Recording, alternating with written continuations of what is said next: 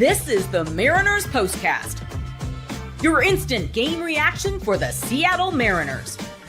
Part of the Locked On Podcast Network, your team every day. Well, the Mariners dropped this one. It's not the greatest offensive showing on the face of the earth. There's some questions from me, at least, on if these boys had one eye in Williamsport with the travel day today. Bryan Woo was a little shaky at first, but ended up just doing what Bryan Woo does. 6 innings, and was it 9 strikeouts or was it 8? I didn't. It was 8. He's 2 away from that magic number that he can't reach. That he absolutely can't reach. This is your Mariners POSTCAST. Anderson Hertz, Chris Crawford with you. Pretty frustrating offensive day today. We'll go through it. Kind of the opposite of yesterday, to be completely honest. So tough one for the Mariners. They still have a chance to win the series tomorrow. Gino gets another homer. Kind of meaningless at the end of the day, but still good to see him, connect on something. It's going to be important for him moving forward that he continues to see the ball well. He's slowly working his way out of his slump here to begin his second Mariners tenure. We're going to talk about Bryan Woo. We'll talk about the offense. And, of course, we'll do our unsung hero. Chris Crawford, initial thoughts on the Game 2 loss. Can't win them all. This is the most can't win them all game loss that I think we felt in a while. My only thing is now you've lost 3 of 4, right? Now there's a little bit of pressure to win this next one so it doesn't feel like things are sliding. But credit to a pitcher who pitched really well today in his MLB debut. I'll talk about my one frustration with that. Credit to Bryan Woo for pitching well. Not a lot of credit for the bullpen. It wasn't very good today, but Vargas was bad again. Yeah, and Caleb Ferguson doesn't get the job done either. But this does kind of feel like one of those you can't win them all. And it also, and how many times have I had to say this? Thank goodness they win yesterday, right? Because without that win, we're talking about something completely different. But this one to me is just kind of one of those. They say that you win 60, you lose 60. It's what you do between the other 42. Yeah. This didn't feel like one of the other 42. This just felt like one of those 60 that you lose. I'm having a tough time being too upset about it. Yeah, I kind of feel the same way. It is, but if you can kind of look at it in whatever perspective you want. I just see it as, like you said, lost 3 out of 4 after that kind of good stretch. It seems to me that good vibes, really good Mariner baseball stretch is officially done. Now you got to kind of get yourself going to start another one. You know what I mean? Fair. And like, I wish it could have lasted a little bit longer, but hey, you got to reset. Let's go. We got to get back on the groove a little bit. Those stretches aren't going to last forever. Not every team's the Milwaukee Brewers, right? No. So it's just like, it's fine. But, at the end of the day, we're kind of coming back down to earth after the trading deadline a little bit. Let's start with the start. Bryan Woo. I sent our group chat at first, and I think it was during the second inning that I'm like, I don't know if Bryan Woo is a very great pitcher against good lineups, which, hey, obviously if you're a good pitcher, you're going to be better against bad teams, and then it's going to be harder against good teams, right? That's just kind of how it goes. I had a feeling in my head, like just kind of trying to, look at the last few starts for Bryan Woo, that it's not like he looks so dominant against those really bad teams, and then it kind of is like a big difference between when he's playing a good lineup. But then all of a sudden he figures out, like, okay, settle down, get out of that bases loaded jam, and I'm going to get 6 innings and 8 strikeouts again. It's just kind of what he does. So he ends up doing what he does, which is great. But what are your thoughts on Bryan Woo today? So I'm glad you brought that up, because I sometimes get that feeling too of not having the comfort of Bryan Woo pitching against a team. By the way, is my microphone like just completely destroying my face? It doesn't matter. I get that feeling sometimes too, just because he's so fastball heavy and relies so much on spin. But this is interesting. His winning percentage when he faces a team with a winning percentage above 500, hitters are hitting just 201, 241, 291 against him. Wow. Bad teams, 214, 253, 423. Now, so better, but here's the thing. That's also a little misleading because Oakland just beat the crap out of him that one game and hit, 13 home runs, something along those lines? It was in Sacramento, wasn't it? Yeah, exactly. So But I do sometimes get that gut feeling too, like, ooh, I don't feel real comfortable here that you're throwing so many pitches down the middle, but he gets the job done. Like he pitched more than well enough to win tonight. And I love how, after that hard contact in the first and second inning, and then dealing with a little bit in the sixth as well, I love that he was able to battle through that and able to get plenty of swings and misses too. So it wasn't just a case of, line drives going straight to the outfield or anything like that. But I agree with Tan here. Like, this Mets team was bound to come back. Sure, of course, right? Like they can't be this bad forever. Yeah. If you ask a New York Met fan, they will disagree with you because they are the most miserable fan base in the world. I love them to death, but like they make us look like the most positive fan base in the entire world, right? Yeah. No, Woo was good tonight. And I thought he made a really nice adjustment the second time through the lineup, and he certainly kept you in the game. I mean, let's talk about the run he gives up too, right? Yeah. Because that play by Dom Canzone in the outfield was not good. And it wasn't so much that the ball was hit hard or that he was even late to it. Why are you so late on that throw? Because Beatty takes a look there and says, oh, I can go because Canzone has not gotten the ball into the infield yet. You have to get rid of that baseball quicker. I almost said football quicker. I'm so used to saying get rid of the football quicker, right? We may have had a quarterback who had some issues with that in the past. I thought that was a play that should have been second and third, right? It should have been. And, at first I was like, oh, Canzone got to that pretty quickly. And then I watched Beatty take off, and it's because Canzone has not gotten rid of the baseball yet. That can't happen. Right. That can't happen, man. And I love my chances of Bryan Woo getting out of that inning because he makes a terrific pitch to Juan Soto to get that out. He could have easily gotten out of this thing without giving up any runs. But the overall Bryan Woo experience, while it sometimes can be, how do you get away with this, throwing the pitch down the middle so often, is usually a pretty pleasant one. Yeah, it's weird because we talk about the law of averages with teams, and I think Bryan Woo almost plays the law of averages with his pitches because I'm going to get hit a couple times because I throw so many fastballs, but more often than not, and when I absolutely need it, I'm going to get away with it and I'm going to make a pitch exactly where I need to. It's the Marshawn Lynch quote, right? I'm going to get but I'm going to get them. However the heck he says that, it's so it's so brilliant. But it is kind of like that, right? Like, hey. You are going to get me sometimes. George Kirby does this too. You know what? You're going to get me every once in a while, but I'm going to get you a lot more often if I keep doing this. Bryan Woo and George Kirby are the ultimate examples of process, right? Yeah. Where they trust the process of throwing strikes with high spin pitches that are also in the mid to high 90s. So that obviously helps too. They're those guys who are going to get that done. Every once in a while, it backs up on them, like we saw against Sacramento, right? Yeah. We saw that happen. But more often than not, this guy gets the job done, and he is certainly not the reason the Seattle Mariners lost today. On the other side of the break, we're going to talk about the offense. Not really existent today. There's a couple moments where you could have broken it open a little bit, and they just couldn't come through. We'll break that down on the other side of the break on the Mariners postcast here on Locked On Mariners. Time to fuel up and turn it up with 5-Hour Energy Transfusion. This great ginger and lime flavored shot brings the iconic taste of a golf course favorite to a non-alcoholic boost. Perfect for sinking birdies or making great memories with friends. It's a hole-in-one for your energy game. Whether you're out on the course or you just need a little extra push to power through the day, 5-Hour Energy Transfusion delivers the clubhouse flavor you love without ever leaving the green. You guys, if you're golfing, you need that energy. Especially if you're playing that 18, right? And you need that push to get you through 10, 11, 12. To me, those are the big holes, right after if you've played 9. These amen corner, baby. There's an amen corner on every course. You've got to get through those. If you get through those, you feel pretty good. And if you have 5-Hour Energy, it's going to help that quite a bit. Golf is all about good times with good people and good flavors. The grape, ginger, lime flavor 5-Hour Energy Transfusion gives you the best parts of your clubhouse go-to without leaving the course or chasing down the bev cart. Now you can amp up the fun even more. Just buy, snap, and enter for a chance to win a dream golf trip for 2 to any golf tournament in the USA. Tee up that trip. Visit 5-he-win.com for full rules and entry. No purchase necessary and excludes the Masters tournament. Ends October 31st, 2025.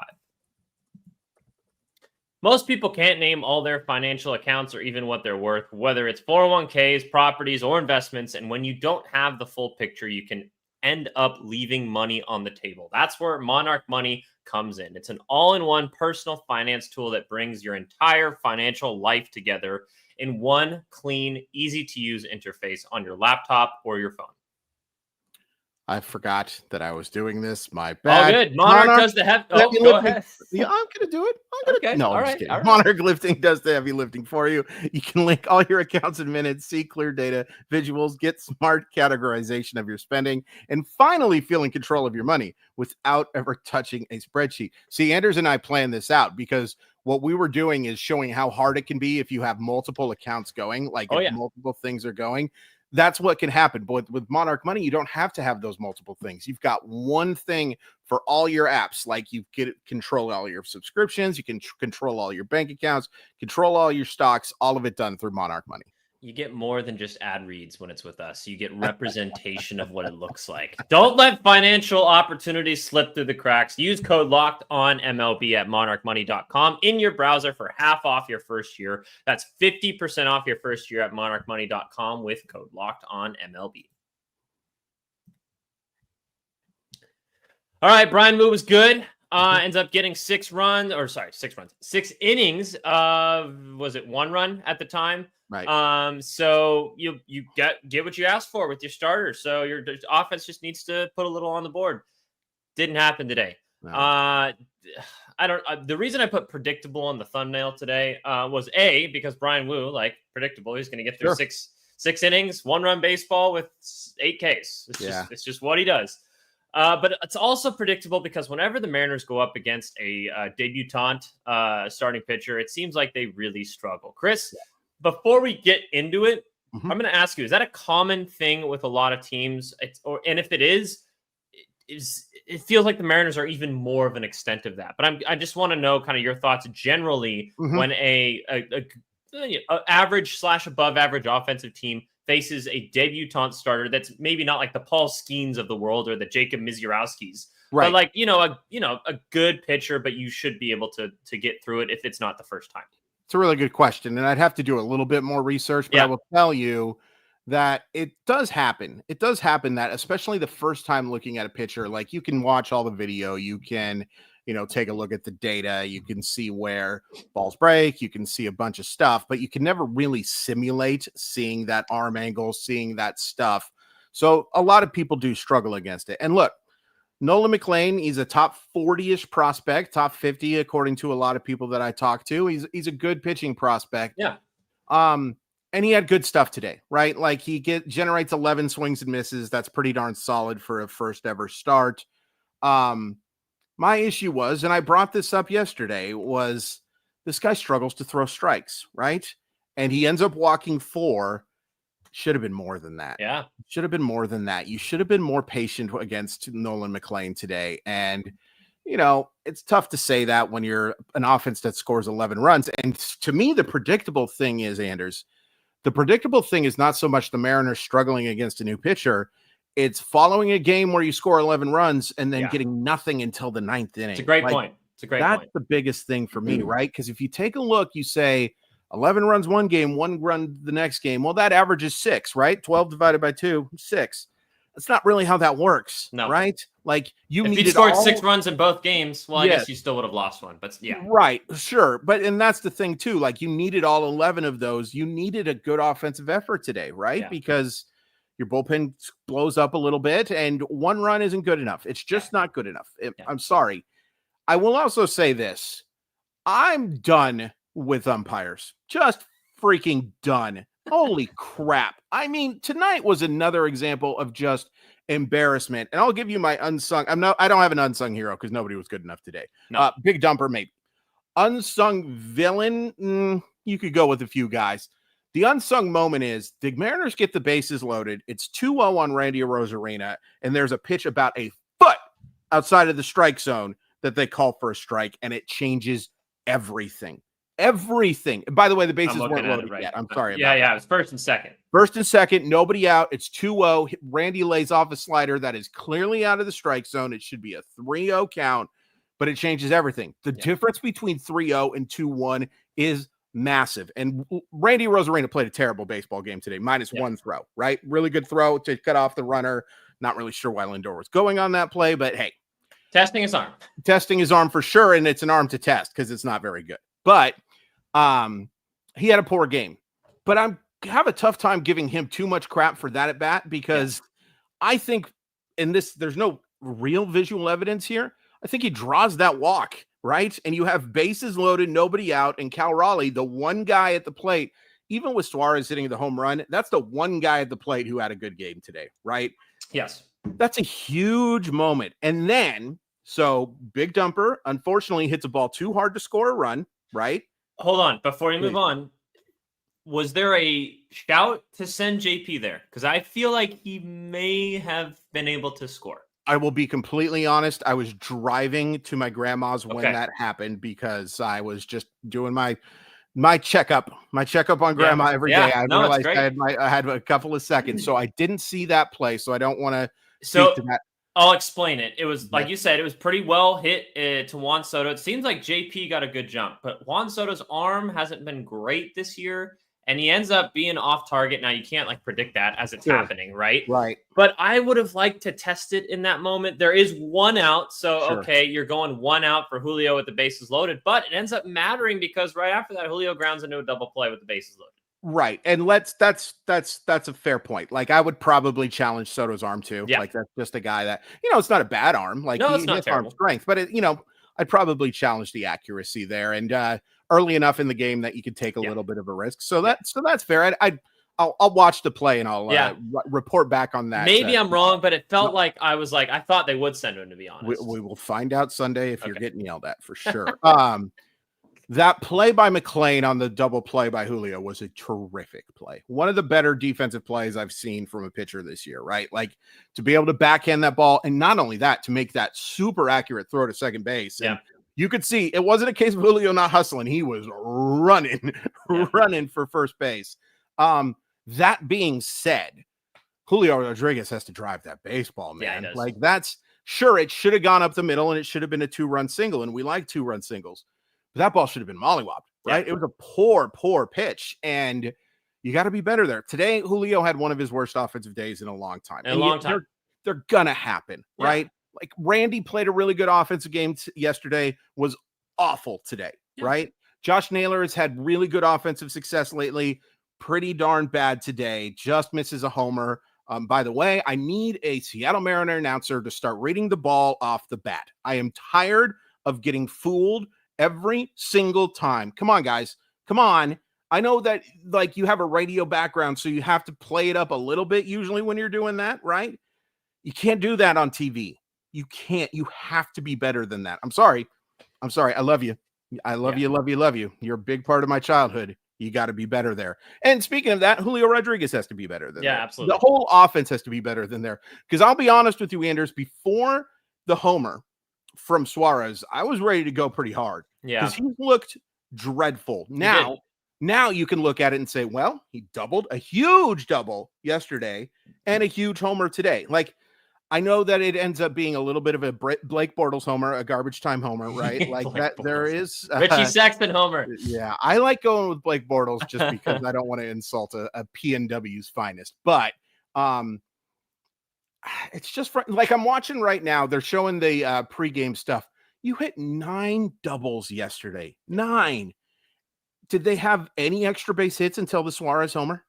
I don't think so. They had 2 hits before that, so no. Jeez Louise. Yeah, and they were both from Big Dumper, and they were hard hit. And Big Dumper played this whole weekend has been fantastic. Yeah, he has been good. It's been awesome to see. But maybe one of Cal's was a double. I think they were both singles. Yeah, because he singles too hard. Remember That's right. The run. Whether or not he did, we'll find out. We're going to find out if you're right. And the other one was he lashes that single, and then Julio strikes out in that next at bat. One of your last chances to get the offense going. Just got to be better. You got to be better. Ultimately, I still do come down to you can't win them all with this one, but I need more consistency. And also, you know what? The other reason I need more consistency is, man, I am dying watching how close all of this is with the division, right? This is every loss matters so much right now, and True. every win is so big, and every loss for the Astros is so big right now that it becomes a little more frustrating. You can tell me all you want about how it's April, May, June, July, August. They all mean the same. They're all one game, blah, blah, blah. No, they're not. Nope. Right now, it means a heck of a lot more. Yeah, and like I just want to be able to not worry about scoreboard watching. I just want to worry about, hey, if you get the job done, then what?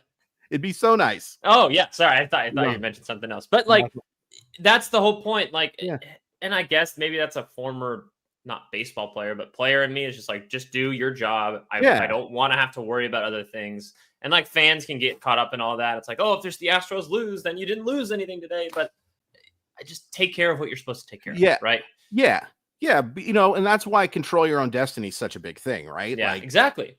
And unfortunately, the Mariners don't control their own destiny. Not right now. Not right now. So they do for the wild card, which is great. It's great, but it's not enough. Yeah. I need to win this division. Yes. I need to see home games in T-Mobile Park. I need to feel like this team is building something that can win a World Series. And a wild card's cool, but a division championship feels a heck of a lot cooler. Really quick before we get out of here, today it seemed like we talk about the long lineup, and you don't have to have everyone going at the same time, right? Today felt like one of those days where everyone just happened to have a bad day. Yeah. Right? Yeah. Offensively, right? Yeah. And except Cal, I guess. And he was the only one. And it felt like a lot like earlier in the season when you didn't have a long lineup. But these days will, hopefully, it seems like they will be few and far between with the talent that you have in this lineup. Julio just had a bad day. Yeah. Randy had a bad day. Naylor had a bad day. Gino, before the home run, had a bad day. But although I will say that's 4 straight games with a hit for him. So that's great. I think he's slowly getting his timing back, working his way out of his slump a little bit. But it's a kind of, I totally agree with what you said. This didn't feel like the you're going to lose 60, you're going to win 60. It didn't feel like the whatever you do with the rest of them. It felt like one of the ones that it's like, yeah, you're going to lose this game. Yep. And hey, you know what? It's nice that Edwin Diaz had to throw 31 pitches today. He's not good point. Available, and the rest of that bullpen is, I think we saw, really struggled for New York as of late. I mean, the big thing here is like for Sunday is just keep Francisco Lindor off the gosh damn bases. Like he is on fire right now. He is on fire, and I am very worried about George challenging him right now because, especially in the park they're going to be playing in tomorrow, that'll be interesting to see for sure. I'm excited for this, by the way. I think it's really cool that I wish there was a way for Mariner fans to go to this game, you know, but it's also just anytime the Seattle Mariners are on national television, it's really, really cool for me because we went a long freaking time without these type of games. Yes. Go get the win tomorrow, win this series. And it takes a lot of pressure off the Philly series, I think, personally. Yeah. Because by the way, real quick, Zach Wheeler, unfortunately, diagnosed with a blood clot in his right shoulder, so he will not be available to pitch against Seattle. Prayers up to him, man. Like that's devastating. He was having a Cy Young season, too. Well, and this is the thing too with Zach Wheeler is I think God just doesn't want him to win a Cy Young. No, because he's been second like 6 times. It's crazy, but as a guy who deals with blood clots, I hope everything's okay because those can be really, really scary. It's in the upper extremity near his right arm. That just got announced right before we were starting to record. But looks like we will not face Zach Wheeler, and I don't hate that portion of it. But I don't.